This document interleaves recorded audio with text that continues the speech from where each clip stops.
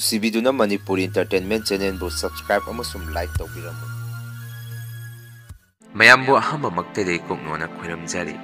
ꯉꯁꯤꯗꯤ ꯃꯌꯥꯝ ꯋꯥꯔꯤ ꯃꯆꯥ ꯑꯃ ꯄꯥꯊꯣꯛꯆꯔꯛꯀꯦ꯫ ꯑꯩꯒꯤ ꯁꯕꯁꯀ꯭ꯔꯥꯏꯕꯔꯁꯤꯡꯅ ꯊꯥꯕꯤꯔꯛꯄ ꯋꯥꯔꯤꯅꯤ꯫ ꯋꯥꯔꯤ ꯑꯁꯤꯕꯨ ꯂꯥꯟꯊꯣꯛꯆꯈꯤꯕ ꯃꯇꯝꯗ ꯁꯣꯏꯈꯤꯕ ꯂꯥꯟꯈꯤꯕ ꯌꯥꯎꯔꯕꯁꯨ ꯃꯌꯥꯝꯗ ꯉꯥꯛꯄꯤꯌꯨ ꯍꯥꯏꯖꯔꯤ꯫ ꯐꯔꯦ ꯑꯗꯨꯗꯤ ꯃꯌꯥꯝ ꯋꯥꯔꯤ ꯑꯁꯤ ꯍꯧꯅꯕ ꯇꯧꯖꯔꯒꯦ꯫ ꯈꯨꯜ ꯑꯃꯗ ꯔꯥꯖꯦꯟ, ꯇꯣꯝꯕ ꯑꯃꯗꯤ ꯖꯣꯏ, ꯃꯈꯣꯏ ꯑꯍꯨꯝ ꯑꯁꯤ ꯄꯤꯛꯂꯤꯉꯩꯗꯒꯤ ꯌꯥꯝꯅ ꯂꯨꯅ ꯇꯤꯟꯅꯔꯛꯄ ꯃꯔꯨꯞꯂꯣꯏ ꯉꯥꯛꯇꯅꯤ꯫ ꯑꯗꯨꯕꯨ ꯅꯣꯡꯃꯗꯤ ꯔꯥꯖꯦꯟ ꯍꯥꯏꯔꯤꯕ ꯃꯤꯑꯣꯏ ꯑꯁꯤꯅ ꯃꯥꯒꯤ ꯃꯔꯨꯞ ꯑꯅꯤꯗꯨꯗ ꯑꯁꯨꯝꯅ ꯍꯥꯏꯔꯝꯃꯤ, "ꯏꯇꯥꯎꯁꯤꯡ, ꯑꯩꯈꯣꯏ ꯑꯍꯨꯝꯁꯤ ꯈꯨꯜ ꯑꯁꯤꯒꯤ ꯋꯥꯡꯃꯗ ꯅꯣꯡꯃꯇ ꯂꯥꯟꯊꯣꯛꯑꯒ ꯆꯥꯛꯆꯥ ꯍꯩꯖꯥꯟꯅꯔꯨꯁꯤ꯫ ꯐꯅꯗꯤ ꯀꯨꯏꯔꯦ ꯑꯩꯈꯣꯏ ꯑꯍꯨꯝꯅ ꯈꯨꯜ ꯑꯁꯤꯗꯒꯤ ꯂꯥꯟꯊꯣꯛꯇꯅ ꯂꯩꯔꯤꯕꯁꯤ" ꯍꯥꯏꯔꯝꯃꯤ꯫ ꯔꯥꯖꯦꯟꯒꯤ ꯋꯥꯐꯝ ꯑꯗꯨꯗ ꯃꯃꯥꯟꯅꯕ ꯖꯣꯏꯅ ꯑꯃꯨꯛ ꯁꯨꯝꯅ ꯄꯥꯎꯈꯨꯝ ꯄꯤꯔꯛꯈꯤ, "ꯍꯣꯏ ꯏꯇꯥꯎ, ꯆꯠꯂꯨꯁꯤ꯫ ꯑꯗꯣ ꯑꯩꯈꯣꯏ ꯑꯍꯨꯝꯅ ꯆꯠꯊꯣꯛꯇꯅ ꯆꯠꯄ ꯑꯣꯏꯕꯅ ꯅꯨꯃꯤꯠ ꯊꯥ ꯈꯔ ꯐꯕ ꯃꯇꯝ ꯅꯨꯃꯤꯠ ꯑꯃ ꯌꯦꯡꯉꯒ ꯆꯠꯂꯁꯤ" ꯍꯥꯏꯔꯝꯃꯤ꯫ ꯖꯣꯏꯒꯤ ꯋꯥꯐꯝ ꯑꯗꯨꯗ ꯔꯥꯖꯦꯟꯅ ꯑꯃꯨꯛ ꯁꯨꯝꯅ ꯈꯨꯝꯃꯛꯈꯤ, "ꯐꯔꯦ ꯑꯗꯨꯗꯤ ꯏꯇꯥꯎ, ꯂꯥꯛꯏꯕ ꯁꯒꯣꯜꯁꯦꯟ ꯅꯨꯃꯤꯠ ꯑꯁꯤꯗ ꯑꯩꯈꯣꯏꯅ ꯆꯠꯂꯁꯤ ꯍꯥꯏꯅꯔꯤꯕ ꯆꯥꯛꯆꯥ ꯍꯩꯖꯥꯟꯅꯕꯒꯤ ꯊꯧꯔꯝ ꯑꯁꯤ ꯅꯨꯃꯤꯠ ꯑꯗꯨꯗ ꯁꯨꯡꯁꯣꯏ ꯁꯣꯏꯗꯅ ꯄꯥꯡꯊꯣꯛꯑꯁꯤ" ꯍꯥꯏꯔꯝꯃꯤ꯫ ꯑꯁꯨꯝꯅ ꯃꯈꯣꯏ ꯑꯍꯨꯝꯁꯤ ꯉꯥꯏꯍꯥꯛ ꯋꯥꯔꯤ ꯋꯥꯇꯥꯏ ꯁꯥꯟꯅꯔꯝꯃꯒ ꯃꯌꯨꯝ ꯃꯌꯨꯝꯗ ꯑꯃꯨꯛ ꯍꯟꯅꯔꯛꯈꯤ꯫ ꯃꯁꯤꯒꯤ ꯃꯇꯨꯡ ꯌꯨꯝꯁꯀꯩꯁ ꯅꯨꯃꯤꯠꯀꯤ ꯑꯍꯤꯡ ꯑꯁꯤꯗ ꯑꯃꯨꯛ ꯃꯈꯣꯏ ꯑꯍꯨꯝꯁꯤ ꯐꯣꯟꯗ ꯄꯥꯎ ꯐꯥꯎꯅꯔꯝꯃꯤ꯫ "ꯏꯇꯥꯎꯁꯤꯡ, ꯍꯌꯦꯡꯅꯤꯀꯣ ꯑꯩꯈꯣꯏꯅ ꯆꯠꯁꯤ ꯍꯥꯏꯅꯔꯤꯕ ꯆꯥꯛ ꯆꯥꯅꯕꯗꯨ, ꯅꯈꯣꯏ ꯂꯣꯏꯅ ꯌꯥꯔꯕ ꯅꯠꯇ꯭ꯔꯣ?" ꯍꯥꯏꯅꯔꯝꯃꯤ꯫ ꯑꯗꯨꯕꯨ ꯖꯣꯏꯗꯤ ꯍꯌꯦꯡꯒꯤ ꯆꯥꯛ ꯆꯥꯅꯕꯒꯤ ꯊꯧꯔꯝ ꯑꯁꯤ ꯃꯥꯗꯤ ꯌꯥꯔꯔꯣꯏ, ꯅꯨꯃꯤꯠ ꯊꯥ ꯀꯌꯥ ꯐꯠꯇꯦ, ꯏꯃꯥꯅꯁꯨ ꯆꯠꯄ ꯌꯥꯔꯛꯀꯗꯕ ꯃꯥꯟꯗꯦ ꯈꯨꯝꯃꯛꯈꯤ꯫ ꯖꯣꯏꯒꯤ ꯃꯇꯧ ꯑꯗꯨꯗ ꯔꯥꯖꯦꯟ ꯑꯃꯗꯤ ꯇꯣꯝꯕ ꯃꯕꯥꯅꯤꯁꯨ ꯌꯥꯝꯅ ꯁꯥꯎꯔꯝꯃꯤ꯫ "ꯀꯔꯤꯅꯣ ꯚꯥꯏ, ꯅꯍꯥꯟꯗꯒꯤ ꯍꯥꯏꯅꯈꯤꯕ ꯋꯥꯐꯝꯕꯨ ꯍꯌꯦꯡꯇ ꯉꯥꯏꯔꯀꯥꯟꯁꯤꯗ ꯉꯝꯃꯣꯏ ꯍꯥꯏꯔꯤꯁꯤꯕꯨ? ꯈꯪꯗꯦ ꯑꯩꯈꯣꯏꯗꯤ ꯅꯪ ꯍꯌꯦꯡ ꯍꯦꯛ ꯌꯥꯔꯛꯇ꯭ꯔꯕꯗꯤ ꯑꯩꯈꯣꯏꯒ ꯃꯇꯨꯡ ꯃꯅꯥꯎ ꯑꯃꯨꯛ ꯍꯟꯅ ꯄꯨꯜꯂꯣꯏ" ꯍꯥꯏꯔꯝꯃꯤ꯫ ꯃꯃꯥꯟꯅꯕꯁꯤꯡꯒꯤ ꯋꯥꯐꯝ ꯑꯗꯨꯗ ꯖꯣꯏꯁꯨ ꯅꯨꯡꯉꯥꯏꯔꯛꯇꯕꯗꯒꯤ, "ꯐꯔꯦ ꯚꯥꯏ, ꯍꯌꯦꯡꯗꯣ ꯑꯩꯁꯨ ꯌꯥꯎꯔꯒꯦ꯫ ꯍꯧꯖꯤꯛ ꯌꯨꯝꯒꯤ ꯏꯃꯥ ꯕꯕꯥꯗ ꯈꯔ ꯉꯟꯅ ꯍꯌꯦꯡ ꯆꯠꯄꯒꯤ ꯋꯥꯐꯝ ꯑꯗꯨ ꯑꯃꯨꯛꯇ ꯍꯧꯗꯣꯛꯎꯈꯤꯒꯦ" ꯍꯥꯏꯔꯝꯃꯒ ꯐꯣꯟ ꯊꯝꯈꯤ꯫ ꯖꯣꯏꯅꯁꯨ ꯃꯄꯥꯒ ꯃꯃꯥꯒꯗ ꯍꯥꯏꯔꯨꯕꯗꯁꯨ ꯍꯔꯥꯎ ꯍꯔꯥꯎ ꯌꯥꯕꯤꯔꯛꯈꯤ꯫ ꯑꯍꯤꯡ ꯑꯗꯨꯗꯁꯨ ꯃꯈꯣꯏ ꯑꯍꯨꯝꯁꯤ ꯍꯌꯦꯡ ꯆꯠꯅꯕ ꯁꯦꯝ ꯁꯥꯔꯝꯃꯤ꯫ ꯅꯣꯡꯍꯦꯛ ꯉꯥꯟꯕꯒꯗꯤ ꯃꯈꯣꯏ ꯑꯍꯨꯝ ꯑꯌꯨꯛ ꯉꯟꯅ ꯍꯧꯒꯠꯅꯔꯒ ꯃꯌꯨꯝ ꯃꯌꯨꯝꯗꯒꯤ ꯂꯥꯏ ꯇꯤꯟ ꯅꯤꯡꯊꯤꯖꯅ ꯈꯣꯏꯔꯝꯃꯒ ꯃꯈꯣꯏꯅ ꯆꯠꯁꯤ ꯍꯥꯏꯅꯔꯤꯕ ꯃꯐꯝ ꯑꯗꯨ ꯇꯝꯅ ꯂꯥꯛꯄ ꯍꯧꯔꯝꯃꯤ꯫ ꯃꯐꯝ ꯑꯗꯨ ꯍꯦꯛ ꯌꯧꯕꯒꯁꯨ ꯃꯈꯣꯏ ꯑꯍꯨꯝ ꯆꯥꯛ ꯏꯁꯤꯡ ꯊꯣꯡꯗꯨꯅ ꯍꯔꯥꯎ ꯍꯔꯥꯎ ꯆꯥꯃꯤꯟꯅꯔꯝꯃꯤ꯫ ꯆꯥꯛ ꯍꯦꯛ ꯇꯣꯛꯄꯒꯗꯤ ꯃꯈꯣꯏ ꯑꯍꯨꯝ ꯌꯨꯝꯗ ꯍꯟꯅꯕ ꯁꯦꯝ ꯁꯥꯔꯝꯃꯤ꯫ ꯇꯧꯕꯇꯕꯨ ꯔꯥꯖꯦꯟꯒ ꯇꯣꯝꯕꯒꯅꯗꯤ ꯖꯣꯏꯗ ꯑꯁꯨꯝꯅ ꯍꯥꯏꯔꯛꯈꯤ, "ꯏꯇꯥꯎ, ꯉꯁꯤꯗꯤ ꯌꯨꯝꯗ ꯍꯜꯂꯒꯨꯝꯁꯤ꯫ ꯃꯐꯝ ꯑꯁꯤꯗ ꯑꯩꯈꯣꯏ ꯑꯍꯨꯝ ꯅꯣꯡ ꯅꯤꯅꯤꯗꯤ ꯂꯩꯈꯤꯁꯤ꯫ ꯅꯍꯥꯟꯈꯩ ꯑꯩꯈꯣꯏꯗꯤ ꯇꯣꯏꯅ ꯆꯠꯊꯣꯛꯀꯟꯕ ꯃꯤꯁꯨ ꯅꯠꯇꯦ꯫ ꯃꯐꯝ ꯑꯁꯤꯗ ꯂꯩꯔꯁꯤ" ꯍꯥꯏꯔꯝꯃꯤ꯫ ꯇꯧꯕꯇꯕꯨ ꯖꯣꯏꯗꯤ ꯃꯃꯥꯟꯅꯕ ꯑꯅꯤꯗꯨꯒꯤ ꯋꯥꯐꯝ ꯑꯗꯨꯗ ꯀꯌꯥ ꯌꯥꯅꯤꯡꯉꯝꯗꯦ꯫ ꯑꯗꯨꯕꯨ ꯔꯥꯖꯦꯟꯒ ꯇꯣꯝꯕꯒꯅ ꯇꯛꯃꯟꯕꯗꯒꯤ ꯖꯣꯏꯁꯨ ꯍꯣꯏ ꯍꯥꯏꯗꯨꯅ ꯈꯨꯝꯗꯣꯛꯈꯤ꯫ ꯉꯥꯏꯍꯥꯛ ꯂꯩꯔꯒꯗꯤ ꯅꯨꯃꯤꯗꯥꯡ ꯋꯥꯏꯔꯝꯁꯨ ꯇꯥꯁꯤꯜꯂꯛꯄꯗꯒꯤ ꯃꯈꯣꯏ ꯑꯍꯨꯝ ꯆꯤꯡꯌꯥ ꯆꯤꯡꯈꯣꯡ ꯑꯗꯨꯗ ꯑꯍꯤꯡ ꯂꯦꯛꯅꯕ ꯁꯦꯝ ꯁꯥꯔꯝꯃꯤ꯫ ꯅꯨꯃꯤꯠ ꯑꯗꯨꯗꯤ ꯃꯈꯣꯏ ꯑꯍꯨꯝꯁꯨ ꯉꯁꯥꯏ ꯑꯌꯨꯛꯇ ꯃꯈꯣꯏꯅ ꯊꯣꯡꯈꯤꯕ ꯆꯥꯛ ꯏꯟꯁꯥꯡ ꯑꯔꯦꯝꯕꯗꯨ ꯆꯥꯔꯒ ꯇꯨꯝꯃꯁꯤ ꯍꯥꯏꯅꯔꯝꯃꯤ꯫ ꯑꯁꯨꯝꯅ ꯃꯈꯣꯏ ꯑꯍꯨꯝ ꯆꯥꯛ ꯈꯔ ꯆꯥꯔꯒ ꯅꯨꯃꯤꯗꯥꯡ ꯑꯗꯨ ꯇꯨꯝꯅꯔꯝꯃꯤ꯫ ꯃꯇꯝ ꯑꯗꯨꯗ ꯖꯣꯏꯒꯤ ꯃꯁꯥꯗ ꯃꯤꯑꯣꯏ ꯑꯃꯅ ꯂꯪꯅꯔꯛꯄꯒꯤ ꯃꯑꯣꯡꯗ ꯃꯁꯝ ꯈꯔ ꯆꯤꯡꯉꯛ, ꯈꯨꯄꯥꯛꯀꯨꯝꯕꯅ ꯈꯔ ꯊꯥꯔꯛꯄ ꯃꯇꯧ ꯀꯌꯥꯁꯤ ꯖꯣꯏꯗ ꯇꯧꯔꯛꯈꯤ꯫ ꯃꯗꯨꯗꯒꯤ ꯖꯣꯏꯁꯨ ꯇꯨꯝꯂꯝꯕꯗꯒꯤ ꯐꯨꯛ ꯂꯥꯎꯅ ꯍꯧꯒꯠꯂꯒ ꯃꯃꯥꯟꯅꯕ ꯑꯅꯤꯗꯨꯗ ꯑꯁꯨꯝꯅ ꯍꯥꯏꯔꯝꯃꯤ, "ꯀꯔꯤꯅꯣ ꯏꯇꯥꯎ, ꯅꯕꯥꯅꯤꯅ ꯑꯩꯉꯣꯟꯗ ꯁꯥꯟꯅꯔꯤꯁꯤꯕꯨ? ꯍꯧꯖꯤꯛꯁꯦ ꯑꯍꯤꯡ, ꯏꯔꯦꯟꯖꯅ ꯇꯨꯝꯅꯁꯤ꯫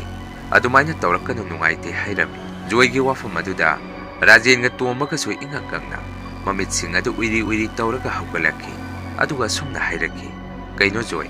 ꯅꯪ ꯑꯩꯈꯣꯏꯗ ꯋꯥ ꯑꯃ ꯍꯥꯏꯈꯤꯕ ꯃꯥꯜꯂꯤ꯫ ꯀꯩꯗꯧꯔꯒꯦ ꯚꯥꯏ?" ꯍꯪꯉꯝꯃꯤ꯫ ꯃꯇꯧ ꯀꯌꯥꯁꯤꯗ ꯖꯣꯏꯁꯨ ꯃꯁꯥꯗ ꯈꯔ ꯀꯤꯔꯞ ꯇꯧꯔꯒ ꯑꯁꯨꯝꯅ ꯑꯃꯨꯛ ꯈꯨꯝꯃꯛꯈꯤ, "ꯚꯥꯏ, ꯑꯩꯅ ꯉꯁꯥꯏ ꯇꯨꯝꯃꯤꯉꯩ ꯃꯤꯑꯣꯏ ꯑꯃꯅ ꯂꯛꯅꯔꯛꯄꯗꯧꯅ ꯑꯩꯉꯣꯟꯗ ꯇꯧꯔꯤ꯫ ꯑꯗꯣ ꯅꯕꯥꯅꯤꯅ ꯑꯣꯏꯔꯕ꯭ꯔꯥ ꯁꯨꯝ ꯍꯪꯉꯛꯄꯅꯤ" ꯍꯥꯏꯔꯝꯃꯤ꯫ ꯋꯥꯐꯝ ꯑꯗꯨꯗ ꯔꯥꯖꯦꯟꯒ ꯇꯣꯝꯕꯒꯁꯨ ꯏꯉꯛ ꯉꯛꯅ ꯃꯕꯥꯅꯤ ꯌꯦꯡꯅꯔꯒ ꯑꯃꯨꯛ ꯁꯨꯝꯅ ꯈꯨꯝꯃꯛꯈꯤ,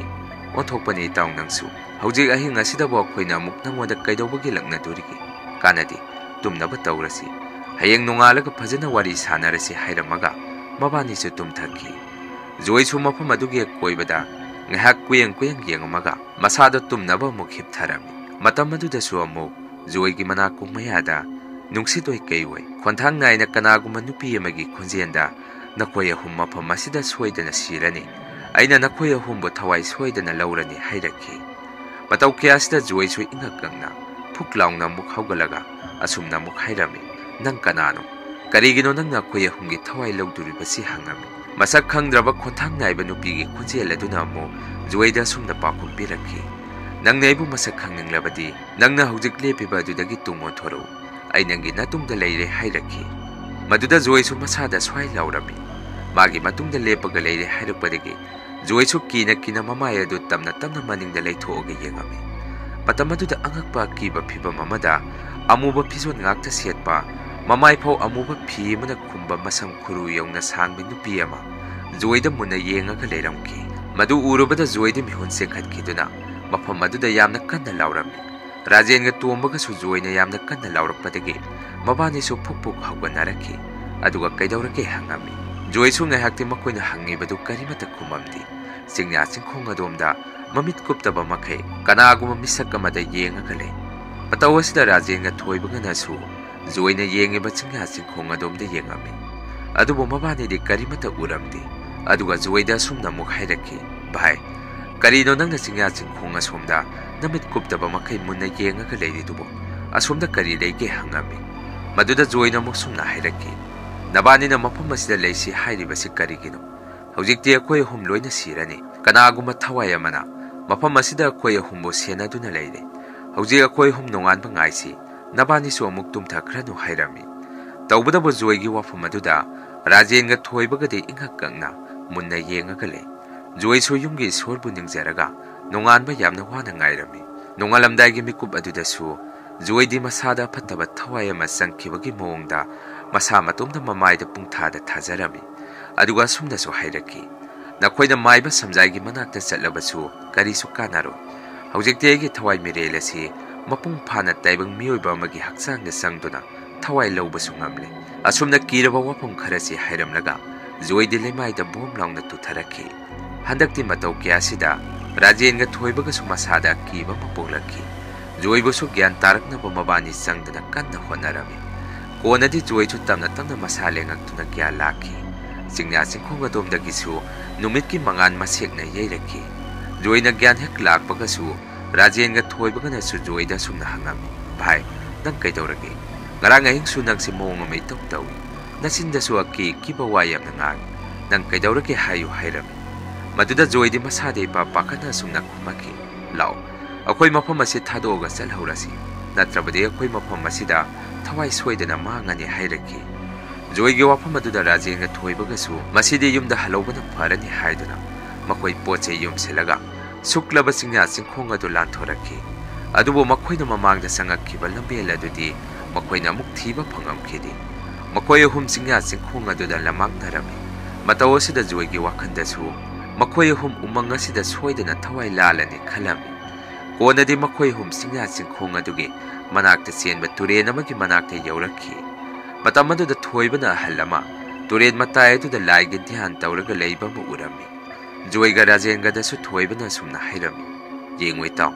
ada halama turel asigi matai da lai khuramagi mawngda mamit uselaga lepi basi nabani su ubra yengo hairami madudagi Joy ga Rajen ga nasu onthokna yengo bada ahal adudi mabani nasu urakhi Joy nasu amuk sumna hairaki adagi ahal asi mamangda ina ukiba thawai adugi mitrang oiramgadaba mali suklaba singya singkhong asida ahal asina mataw karamna karaidagi laglibani masi akoiba thawai lawnabagi akoigi mitta uhanba mitrangni matawsi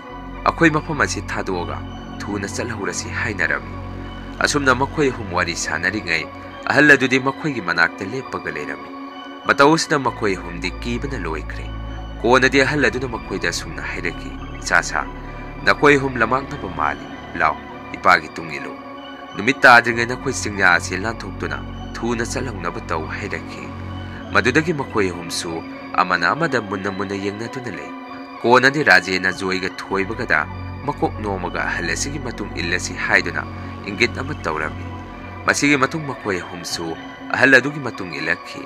makoina lambi na sumlakpada ahal aduda su wari watai khara saba horami ahal aduna su makoida sumna hairaki ai gaming samjai kawi mafam asidagi khara chalaga khul masa masutai khul aduda ina awana laitin ga mari leinaba awaba taba khunja singbo aina mateng tawbi nakoidi mafam asida mataw karamna changuribanu madung manaw amuk khana umang asida khungdarake khanganu hairaki ahal adugi wafam aduda makoi humdi punganga ami Rajen ga thoibaga nasu ahal adugi maming samjai kawi hairakpadagi amuka henna su ngakhi Maramde mamangda Zoigi Masindagisu, Samjai Haiba Halesiki Mamingsi Pankrabadi. Asumna Makoi Hum Satminaringai dasu, Samjai Haiba Halesina, Zoida Munna Munna Yangami. Patawasi the Zoisu Masada Yamna Hinazaramdi. Kona de Haladuna, Makoi Humbu Kulamada Puraki, Aduga Makoi Humna Yum Taba Yaba, Asumba Lambela dusu tak pirami. Maduda Makoi Hum so Sukimatic Harau Sarami, Ahaladuda su, Tagat Wahi Kara Hiram Laga, Satlage Haiduna Hectorake Torpada, Ahaladuna Muk Makoi Humbu Kamaki, Aduga Sumna Hairaki, Naiko, Aina Salo Hairi Basidin Nakoi Anitadi, Langminari Banakoi Hum Sigi Marakta, Amade Ginak, Numid Humnimuk Lake Bayaro, Maduna Tragedi Nakoi Hum Sigi Marakta, Amadi Yum Hek Yobuga, Sweden Sigani Hairaki. Wapa Maduda Makoi Humdi Amanama the Muna Muna Yangarami, Aduga Zoina Ahaladuda, Mapamasida Koi Hum Sigi Marakta, Karambano Lehuduribasi, Siduribasina Karikino Hangami, Matamadu the Samjai Hairiba Halasina, Zoida could Tilaga Sumna Hairaki, Atekana Sunati, Nangni, Mapamasida Eagle Huduribasi, Nangina Toy Mami Amadi, Singya Adu the Lehori, Mapamadu the Tawai Mana Saktaring a Potaring a, Nakoya Humna Ayat Paturi. Maduna Tawayasina, Mabudi Matampumada Sena to the lake. Numin Hecta Kibuga, Tawaya to the Mabuti was waiting a lakani, Mapamasida, Aduna Nakoi hum Sida Puna Lager and Natraga, Mamatum the Sida Tanamgera, Apama Makalo Hiraki, Mai Badugi Wapamaduda, Makoi hum Sung Hakwa Tanaraga Sumnamukumaki, Waza, Numit hum Nigi Matamsi Hen Prabadi, Imana was a Karisu Tauriko, Madu Eragade Akoi hum, Mapamasida Puna Lemina Zarage Hirami. Maduda Maiba Samjai Nasu Yaduna, Pare Pare, Nakoi hum Aigisita Puna Leiro Hairaki. Asumna Makoi hum su, Maiba Samjai Yum Manunga to the Sangduna, Ngahak Potarami. Numida Waram Hectar Pagadi, Maiba Samjaina, Joigi like Kuramna Yum Madu the Kanasiam Sarami. Matamadu the Mapandaki, Mioyamana Maiba Samjai Bukauraki. Maiba Samjai Nasumakoi hum da Sumna Hairami. Nakoi Mapanda Torakano. Laiba Mioisi Kanano Yengoke Hiramduna, Mapanda Toki. Ngak Deragati Maiba Samjai, Imunda Hatu to Sangaga Sumna Hiraki. Nakoi hum Yum Sidagi Mapanto Ungano, Punda Lemino, Kulsida Mong Hama, Turienda Lai Ungabadagi, Hosak Mayam Sangana Kana Sena Hurihai, Madugi like Kuramaki Gobalai. I suquiroi, I hek Halakbaga, Nakui Tawaga to Pantuasi Hiramaga, Hatu to Maiba Samjai to Toki. Makoi hum su yum Maduda Maiba Samjai Bulakpa Nairami. Adubu Panatiang of how Maiba Samjai de Halakidi. Lakmanda Bududa, Toibuga Razinga de Tumlambadagi, Puklang Hogalaga, Maiba Samjai Butungan Pu Yemusi Hainarami. Matamadu the Zoidi Nungaina Tumdunale. Rajena so Hodo Piragumsi, Ibani Kaktungan Puktusi Hainaduna, Mabani di Toraki. Zoisu Matom the Yum Maduda Tumagalehowi, as Homdana. Mabani so Tunganigi a Saipok the Yemusi Hainaduna Sum Toraki. Matamadu the Zoid the Nungaina Tumlinge, Kanakuma Yamana, Zoigi Mamai the Tamna Tamna Nalaki. Madudaki Zoisu Masada Pingara Yamagaluinana, Puklang Hogalami. Magi Manakta Sumamanava Ani to Sulayam Kidi. Mataukias the Zoisu Kizara Padigi, Pamungadudagi Hogalaga, Maiba Samjagi Yum Manunga to the Leba, Minxielama the Hypet Mamai lay talk to the Yangubada, Mana Hipama Pamungadomda. Yeng with the Kiraba Pipam Kairaba, Masapumba Hing Nahing Pab and Nupiema, Minxiela to the Pamunga to the Hippagaleba Mamami Taraki. Zoisuma to Urubadi Lautuna, Papanda Centoraki. As from the Narajing at Toibagasu, was a Maiba to get Tingarami. Maiba Samjaina Sumabani the Yamna Tina Serami, Karigino Navanina, Namanaba do Matum the Hundoklam Lidi, Ainana Quay the Hydra, Nakoy Punale you Hydana, Lau. Hausia Quay Karatuna Hanabatoxi Haiduna, Makoi Homsu Hatuatu Halaki. Ngak Leragati Zoigi Kunzin Man Bama, Yamnakana Laurapagi Makolama Makoi Humna Taraki. Madudagi Makoi Homsu Maiba Samjagi Yumadutamna Selaki. Matamadu the Zoidi Yamna Pakana, Makoigi Manak the Senselaki. Zoigi Matung Dasu, Masapumba Hing Nahingak the Paklaban Piama, Makada E Top Tops and Taraga Zoibutanaraki. Mataukias the Maiba Samjaisu. Mamit Uselaga Lewakara Swanduna, Tawaya Duga Narami. Konadi Kunjasing Sumakuta Maira Mamam Pairaga Tungnar Padagi, Tawaya du Sumanki, Numit Adugia Hinga Dudasu, Maiba Samjaina Makwina Tunguda Pamungadugia Koibada, Lei Karasingaga, Lewakara Swalami. Matangi Numit Nong Hekan Bagadi, माइबा समजाइना जोइगी मसादा थवायदुना सेनरिबदु कोंगनबा लाइगी पूजा तौबा हौरखी मतम अदुदा राजेंगा थोइबगना पुंग येंगुबदा अंगकपनि पुंग गारी फौ मतम सप्लेपखी असुमना नुमित हुमनि फौ लाई खुरमदुना लेरकपदा मखोय हुमदि मयुमदा हनिंगबदा ngawrami माइबा समजाइदा चटलगे हाइरुबदसु यारखिदे नखोइना नथवाइ मांगनिंगागदि चटखिबा यागनि अदुबो नखोय हुमक yum यौबदि सुंगम ngamoi हाइरखि कोनदि मखोय Humna नुमिदांगा थिंगबा मदा माइबा समजाइ लेत्रिङै तुमिना पोचे युमसेलगा खुल्लदु थादोक्तुना चटखिनबा same सारमी थोइबनसु असुमना हाइरमी अखोय युमदा हलौरसि युमबो यौरगदि थवाइ सिना करिसु तौबा ngamoi मफम असदा लेरबदि अखोय थवाइ सोइदना मांगनि हाइरमी वफम अदुदा मखोय हुम सप युंगना लेप्तुना अहिंग अदुदा खुल्लदु थादोगा युमदा हलकनबा सेम सारिङै माइबा समजाइ मखोयगी मनाक्ते इखंग खंगौदना चंगखि अदुगा सुमना हाइरखि फरे नखोइना मफम असि थादोगा चलगे खलबदि आइना थिंगबसु ngamoi चलो अदुबो आइना खोइदा पोसा खरा सिनागे येंगु मसिगे जंत्र हुमबसि नखोइगी नसादा सिजलु मदु ओइरगदि थवाइ अदुना नखोइदा चंगबा ngamoi हाइरखि वफम अदुदा मखोय हुमसु जंत्र अदु सिजलगा माइबा समजाइदा चटलगे हाइरमदुना खुल्लदु थादोगा मयुमदा हलकपा हौरमी मखोय हुमना खुल्लदु हेक्लान थोरकपगा माइबा समजाइ इखंग खंगौदना अमु लंबियल अमकी मताइदा मखोयबु ngairega लेरमी मतौसिदा मखोयसु पुंगक ngakhi माइबा समजाइगी मनाक्ता सकसेलगा असुमनासु अमुक हाइरमी ओजा करी अवातपा लेरगे मफम असिदा अमुक हाइरमी मदुदा माइबा समजाइना अमुक सुमना खुमकी चाचा हौजिक्ति थवाइ अदुना नखोयगी नाक्ता लाक्पा ngamaro कराय इपाना नखोयदा पीखिबा जंत्रसिंग अदु हौजिक मफम असिदा थादारगा थमु मदु नसा नसादा कुइना पक्पा फते हाइरखि वफम अदुदा मखोय हुमसु करिनो खरदि चिंगनरमी अदुबु कोनदि मखोयगी मसादा सिरिबा जंत्रसिंग अदु थदलगा माइबा समजाइदा पिरमी मदुदा माइबा समजाइना अमु इहे पोसक अदुदि एंगोदि पिरकनु मखादा थादौ हाइरखि मदुदा मखोय हुमसु जंत्र अदु लेमाइदा हेक थादखिबगा माइबा समजाइगी सकफम अदु अकीबा येंगबदा हंगोइबा नुपि अमगी सकफम मोनथोरखि मदु उरुबदा मखोय हुमसु माइकै खंगदना चेनरमी फना मखोइना कन्ना चेंजरबसु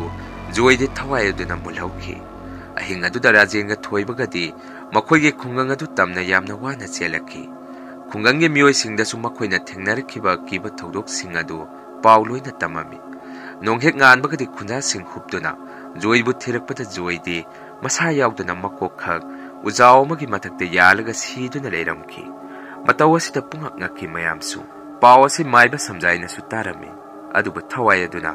जोइबु नमदना मागी ओइखि मयाम वारी असि मतंग साइदा लोइजरी मथंगी वारी थागलकपदा मयाम पुनमुक थेंगनरसि ngasiगidi मयामदगे काइननबा बिदे लौजरी।